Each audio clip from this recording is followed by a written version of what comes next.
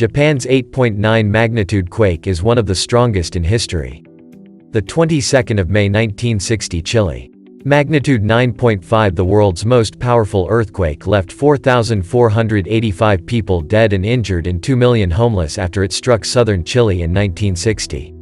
The port of Puerto Saavedra was destroyed in the ensuing tsunami, which caused $550 million worth of damage in Chile and killed a further 170 people as 5-meter waves hit the coasts of Japan and the Philippines.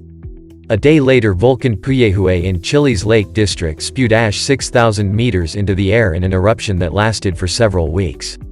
The 28th of March 1964. Prince William Sound, Alaska. Magnitude 9.2. The Gulf of Alaska was devastated by the Prince William Sound earthquake that caused landslides in Anchorage and raised parts of outlying islands by as much as 11 meters. The resulting tsunami reached heights of 67 meters as it swept into the shallow Valdez Inlet and was responsible for most of the 128 deaths and $311 million worth of damage. The massive water displacement was felt as far away as the Louisiana Gulf Coast and registered on tidal gauges in Puerto Rico, the 26th of December 2004. Off the west coast of northern Sumatra.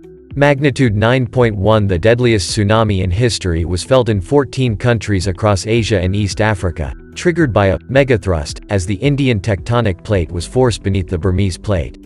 Indonesia was the worst affected with an estimated 170,000 of the nearly 230,000 dead.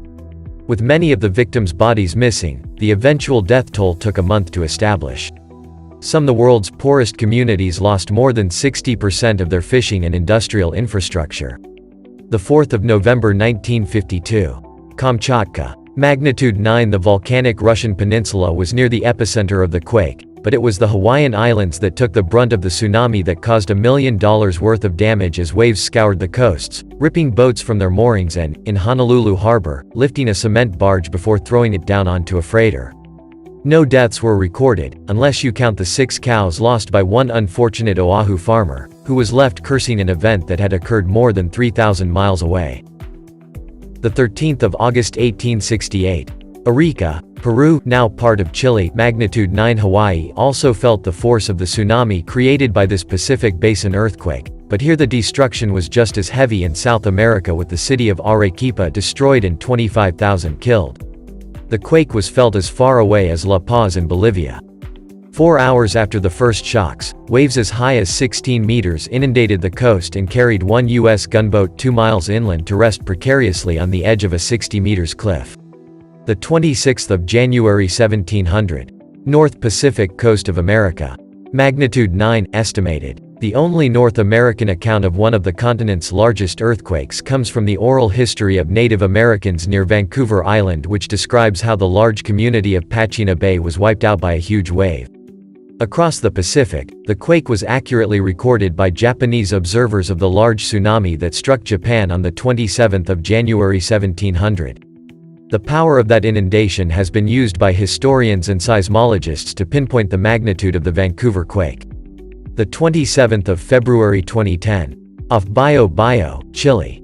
Magnitude 8.8. The region around Concepcion has been recorded as a center for seismic shocks since the 16th century, but few have been as devastating as the early morning quake that generated a Pacific-wide tsunami and cost the lives of 521 people.